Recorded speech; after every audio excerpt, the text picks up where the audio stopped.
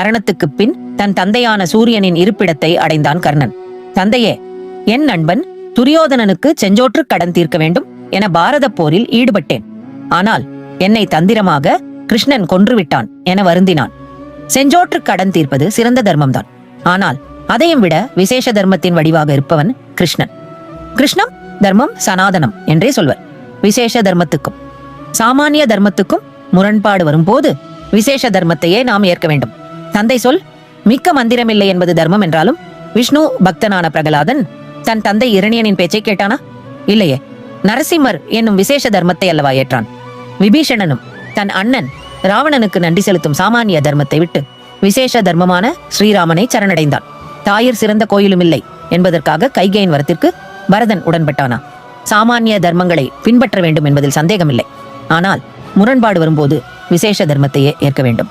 அந்த வகையில் கிருஷ்ணனே அனைத்து தர்மத்திற்கும் ஆதாரமான விசேஷ தர்மம் என்பதை உணர்ந்து கொள் என்றார்.